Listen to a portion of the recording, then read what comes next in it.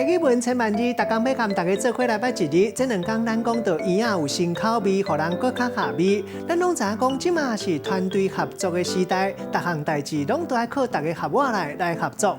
今仔日要甲大家小解，这一日就是合作的合。这个合就关起来意思，像咱讲喙合起来。另外做伙意思，咱讲合计就是做伙算合算。这个合算唔闹合计，也个有会合意思。另外符合无违背，咱讲是合理。若是双方合意签的契约，咱讲是合约。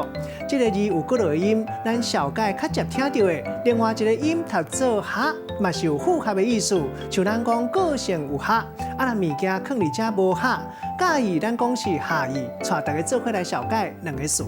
头一个，咱做伙来看到读做下词，代表讲衫或者是裤大细领拄好。第2个词，咱读做合作，代表真侪人做伙出力，甲一件代志做啊好势。咱用一句话来举例，甲这2个词甲做伙。譬如讲，囡仔要参加耶诞节变装活动，老爸老母也有阿公阿嬷做伙合作，替囡仔设计一束真下舒、真下味的服装。今仔日小解这一日，哈，这是白音，另外文音读做合，提供予大家参考。